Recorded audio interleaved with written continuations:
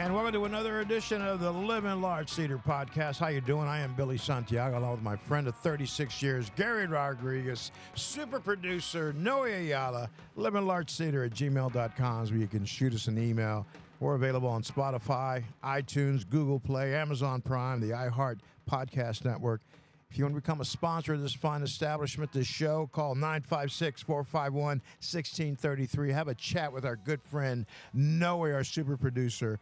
Yep, rate our podcast, leave us a comment, share it with a friend, and more importantly, hit that subscribe button so you get a notification next time we have a pod up. And here we are in the Majestic Studios, thanking our benefactor, Ward Thomas, once again, for allowing us to use these beautiful, beautiful studios that, I guess it's the proper terminology would be a professional recording studio. There's been international artists that have recorded in here, and now we're here with the Living Large Theater Podcast. And, hats off to Noe, our super producer, because without him, we might not be just about ready to cross. Oh, we're sounding awesome now, Noe. Appreciate that. We're just about to cross into our fourth season, and I'm telling you, we've learned as we've gone, and everywhere I go, I'm not kidding. I tell people I do a podcast because, they say, well, what are you doing now? I say, well, I do a podcast. And so, chase cows. And chase my cattle. And but you guys got the radio voice, man. It just flows easily, and you guys are professionals at this, man. Oh, so. dude, Don't thank you try this at home without adult supervision. Exactly. Okay? So I tell them I do a podcast, and they say, and I mentioned this before on the show, everybody says they want to do a podcast, or they've been thinking about doing a podcast, or their partner wants them to get together to do a podcast. And we're not selfish here. I tell them, listen, if you really want to do a podcast, I got a guy. He's our super producer, Noe Ayala, who has all the equipment. I mean, this is state-of-the-art stuff here, man. We got prime microphones, headphones, this little mixing board here with sound effects if we need it. And Noe is willing to set you up. Now, here's a challenge. Noe got drafted back to his real job for a while, a couple years ago, and Billy and I were sitting there, and we said, so what do? We shut it down. We, pick up our toys and go home. And Billy said, no, let's figure this out. Well, which meant I had to figure it out. Yes, you did a good job of that, by the way. Thank you, brother. But I'm telling you, up to that point, I don't think that I took Noe or his abilities for granted, but it really opened our eyes. I mean, you saw the struggle of having to put this stuff, get it recorded, and then I think the hardest part to me was getting uploaded to iHeart, Spotify, Apple, Google, and Amazon. And so, the reason I bring this up again is because I know that if you want to do a podcast, if you're a content creator. Yeah, if you're a content creator, your podcast could be, probably better than ours eventually. And, we don't claim to be the, top of the hill, but we're trying and we're getting there. I know we have listeners in Thailand, Spain, England, every state of the country here. And our job is just to be entertaining because we know that you have so many other options on where to find entertaining information. So, and YouTube soon. YouTube. We're going to be on YouTube soon. Really? Yeah. Exactly, That's the next question. A lot of people say, "Oh, are you on YouTube?" And I say, "Not yet, but we're getting there." Me and Gary come from the school of we have a face for radio, not for TV. And I'm taller on the radio, by the way. And on the radio, I have more hair. And video puts about 20 pounds on you, so we'll see. Yeah, we had a great career in radio, and now we do this, and we've done things in between. But I'm telling you, this is probably one of the most rewarding things that I've been a part of is the Living Large Theater Podcast, working with professionals like Billy and Noe. And we always have the most outstanding guests come on the show. But, this month is Women's History Month, and I got an email from a Carol Wolverton, and she was out of Pflugerville, Texas, and she said, why don't y'all interview more women? And Noe had said something like that just a couple of weeks ago, and I started going back over all the past episodes of our podcast, and you know, One.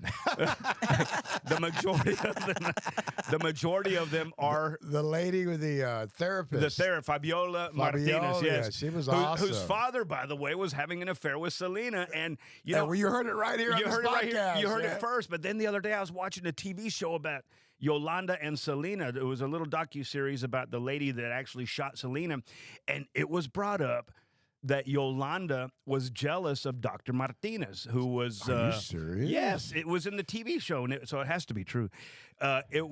She was talking about how she was jealous that Selena was spending so much more time with Dr. Martinez in Monterey than she was with Yolanda in Corpus Christi, and that kind of started the ball rolling. But the women that... Interesting.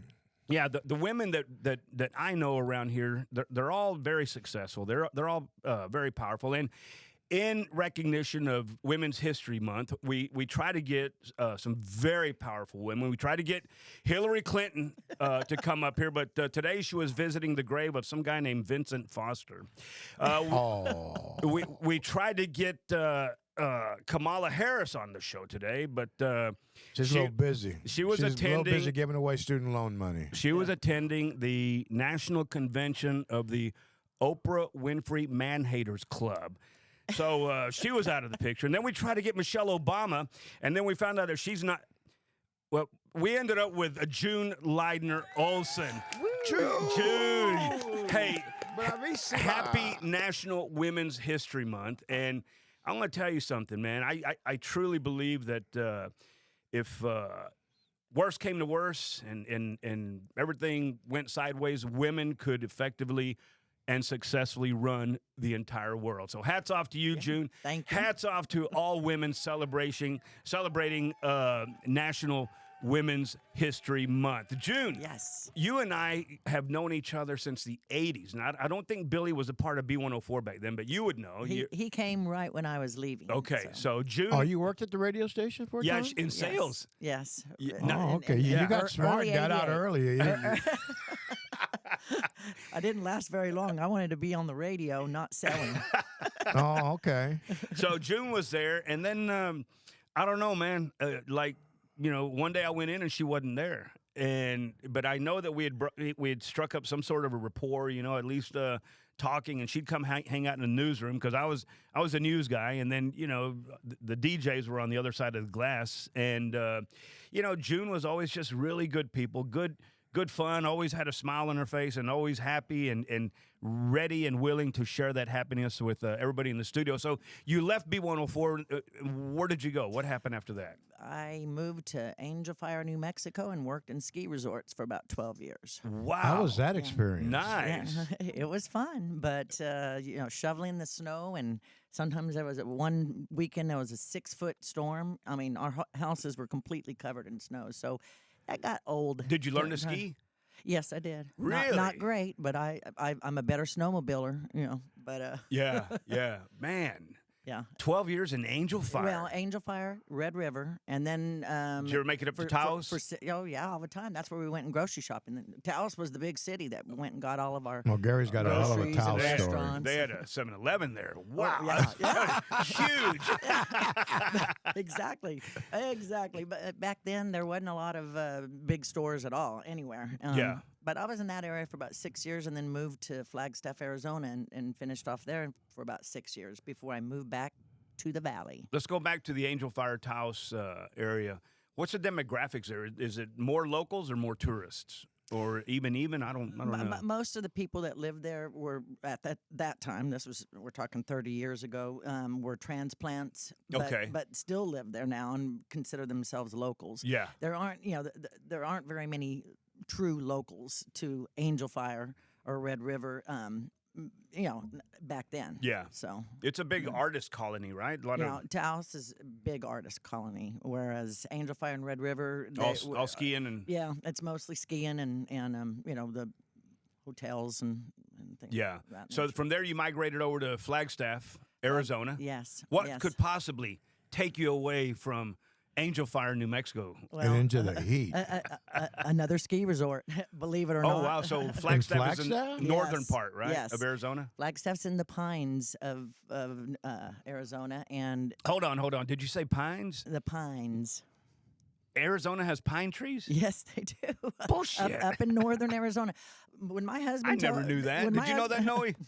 Wow. I thought Arizona was desert, Me flat, and too. cactus plants That's everywhere. what everyone thought. I thought that too. And my husband told And me we were lizards. moving to Flagstaff, Arizona. I said, Arizona has a ski resort? But actually, Ski to say. Flagstaff was the best place that I've ever lived in because it has 4 seasons, true 4 seasons. Oh, nice. It's a bigger city than the little ski resorts of Angel Fire and Red River. And hour and a half from Phoenix, hour and a half from the Grand Canyon. Oh, that's nice. Sedona, 30 minutes away. I don't know Yeah. if you've ever heard of that place. But Yes. lots of beautiful places, but mainly the 4 seasons, and I loved it. So you don't like the 4 seasons here in the valley?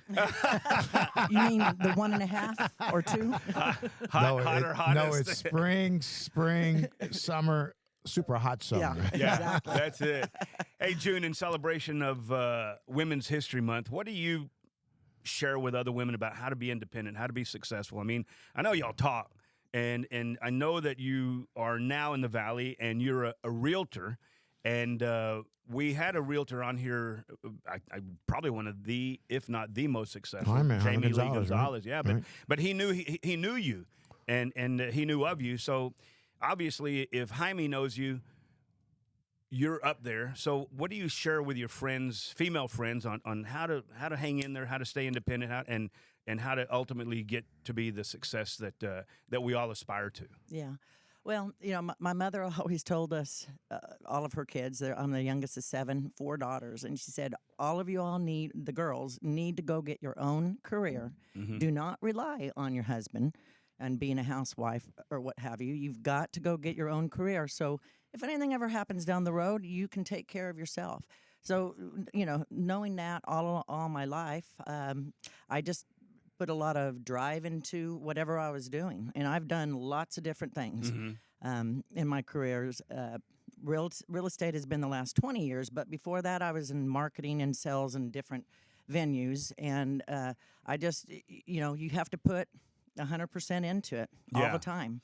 With real estate, it's 24/7. It's not really an 8 to 5 job. You have to be available 24/7. People are calling you from 7 o'clock in the morning to 11 o'clock at night. They want to go see property. They call you at 5. 11 o'clock at night? Yeah. Well, they'll call you at 5 o'clock. Oh, can we go see some properties after I get off of work? So, you got to be willing to shift gears and do what it takes to get that sale. So what's the latest you've shown a house? Oh, in the summertime, 9 o'clock. Okay, that's not Because bad. That's yeah. not too Yeah. bad. It's Yeah. just, Yeah. yeah. Still kind of daylight or Yeah. dusk Yeah. around I that. don't like to do anything once it's real dark, unless it's people I've been working with for a while. But you really can't see the house Right. and get the true effect of everything unless you're in the daylight. I, So- still, Gotcha. I still get calls after 9 o'clock. Uh-oh. Billy, Billy had one job. Are you serious, no? yes. We don't say it enough. Midnight. Don't call Noe after 9 o'clock, Yeah. okay? He's Mimi's. That's funny. I get him to midnight, man. yeah. Well, That is funny. So, June Leidner Olson, tell us about your current career. You're with Star Properties? yeah, Star Properties Real Estate. 20 years. I have thoroughly enjoyed my career there.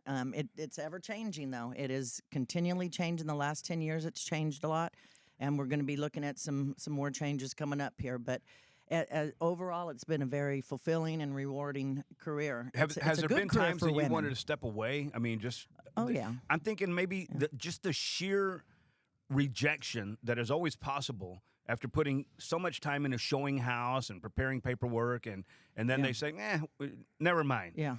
How do you deal with that? Well, what's even worse is that's the easy part, showing the houses and negotiating the contract. It's keeping the contract alive from start to finish until we close. People think we just go show a house, write a contract, and then we go to closing a month later. No.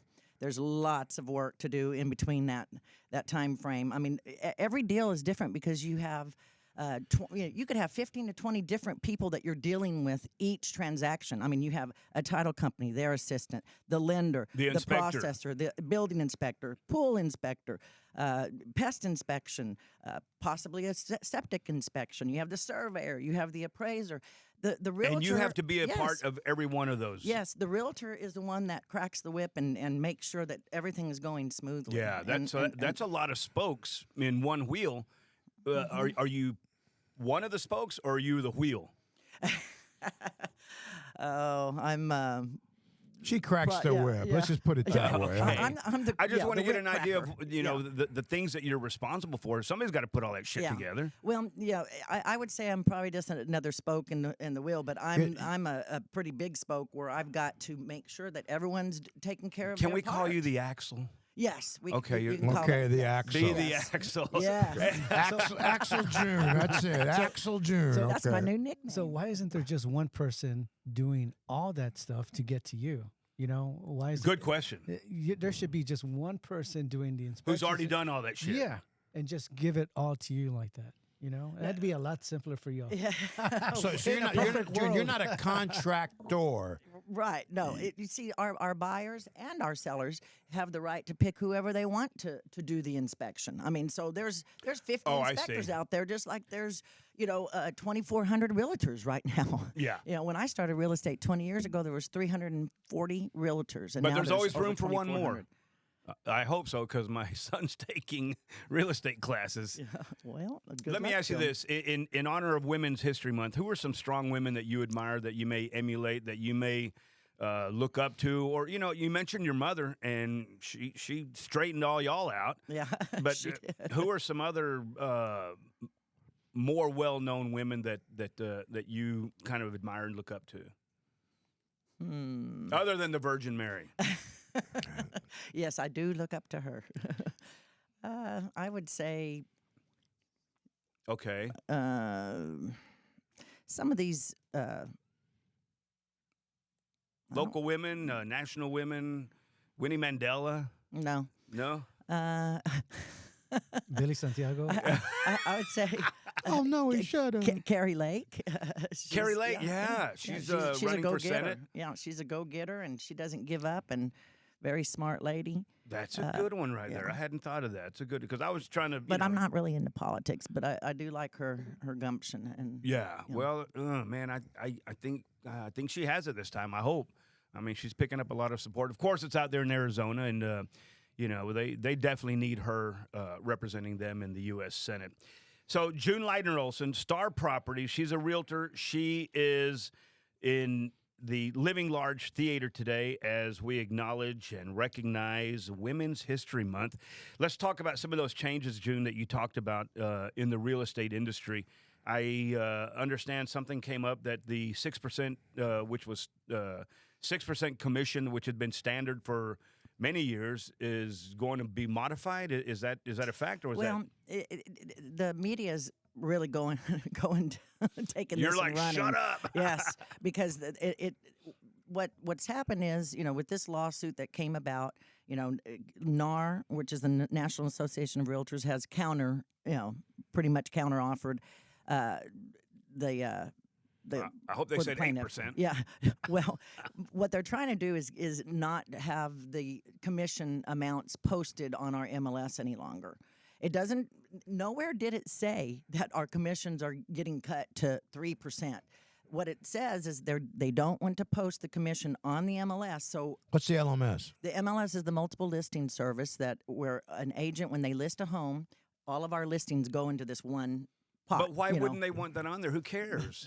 It's none of their business. Well, because of the lawsuit. The lawsuit, the sellers have claimed that the commission structure wasn't fair because they paid the commissions. Yeah, look at what June does as the axle. She's responsible for bringing a lot of shit together. So Yeah. Well, and then you got to share it. You got to co-broke it with the other agent that brings you an offer if you're the listing agent. So it's not just one person getting all the commission, but the crux of it is that they want the MLS to not be the commission to not be disclosed any longer. So when we're showing properties as agents, we don't know what the seller is offering, if anything. So we better. can you ask? Well, yeah. Well, so the seller sets the rate on commission. Well- It's not a standard. It's been a standard, I Well, think. and we don't like using that standard definition because it's not standard.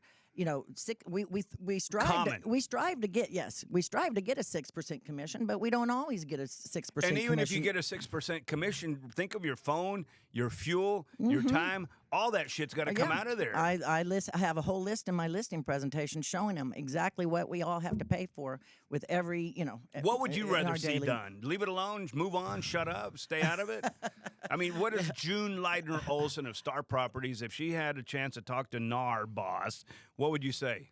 Well, at this point, when you're not disclosing the commission, we're not going to work for free as a buyer's agent. Now, when you have a listing, what they're wanting to do is get the listing agent to get a commission just for their part, and then the buyer's agents to get the commission from the buyer. Okay. Well, the buyer barely has enough money to come in with a down payment, let alone pay commission, and let alone pay all their closing costs. So it's going to be very difficult to continue to get sales out there when the buyers, if the buyers have to take on this the commission Yeah. for the buyer's agent. So Let me ask you this, sir.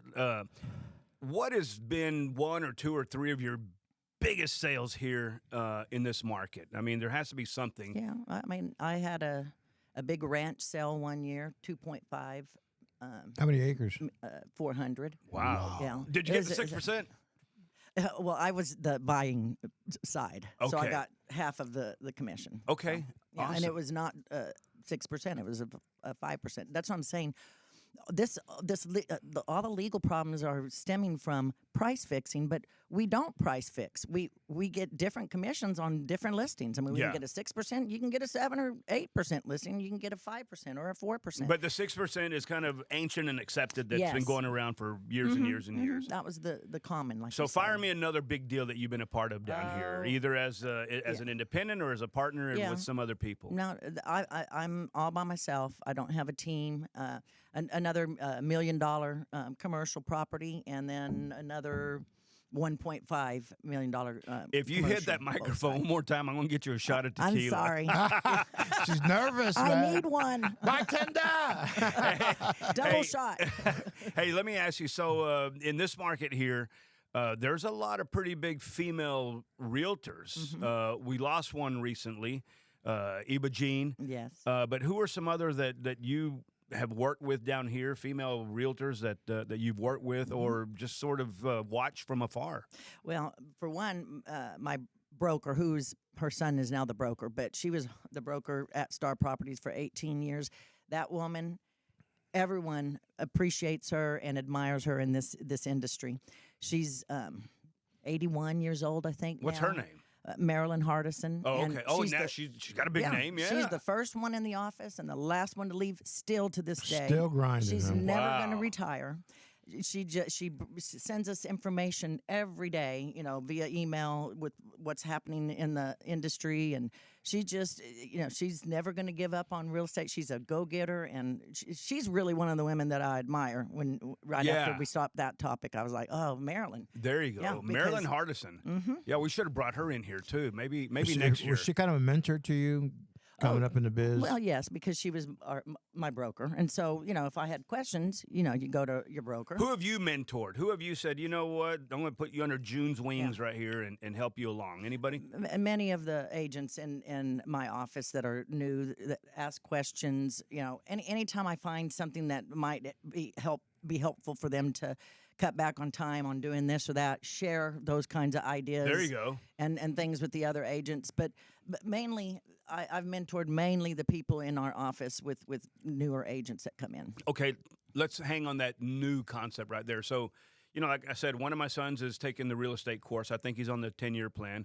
But what do you say to people who want to get into the industry right now? Are you going to discourage them, or are you going to say, hey, like my philosophy is there's always room for one more. But what would you say to somebody who says, June, I think I want to be a realtor? Well, right now, it's always been a very fulfilling and, like I said, rewarding career. And I would hope to think that anyone that gets in it can have the same type of career. But with these changes coming up soon, I don't know if it's I see a lot of agents getting out of the business.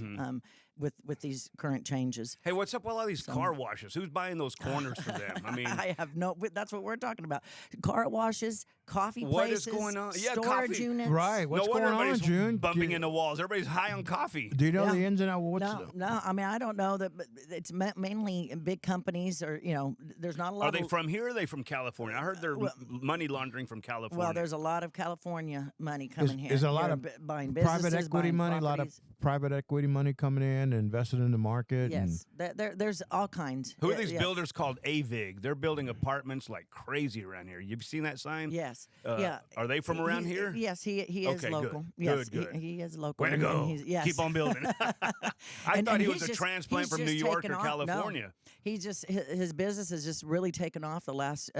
Is there a 3 or demand 4 for more years. housing here, or Well, I mean, what's going on? What we in our meetings at work, we're starting to think that things are getting maybe a little bit overbuilt here. We need to slow down a little I bit think because so, but how do you say that without somebody calling you like a non-growth person? Right, exactly. Exactly. Well, right now, for instance, rentals were going like hotcakes.